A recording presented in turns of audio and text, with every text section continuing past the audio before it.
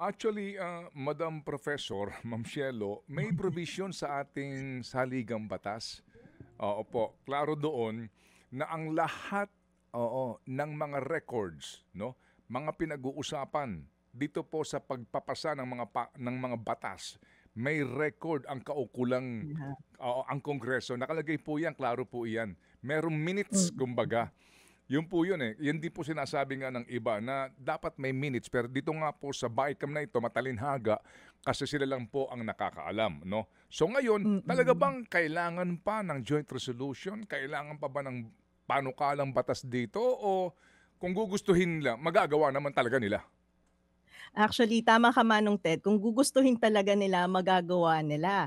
Dahil ito ay simpleng agreement lamang kung paano ba nila iko-conduct ang Bicameral Conference Committee meeting na 'to 'no. But unfortunately for the past years hindi talaga nangyayari at ang nakaka-shock kasi dito specifically halimbawa sa budget, diyan sa Bicameral Conference Committee nangyari yung 288 billion insertion sa DPWH, eh.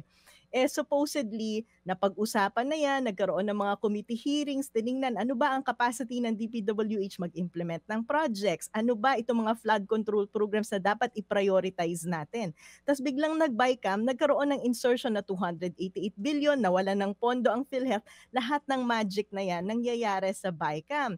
Kaya minsan sinasabi nila parang third chamber 'to, kasi nababalewala lahat ng napag-usapan doon sa proseso ng lehislatibo at biglang napaka-powerful ng members ng, Mm, bicameral conference. Kaya napakaimportante yung commitment ng mm, lahat at, mm. konkreto yung demand. Kasi masarap madaling sabihin na, "Oh, we're for transparency and accountability." Pero what does that mean, 'di ba? Opo. Kaya maganda po yung may specifics talaga.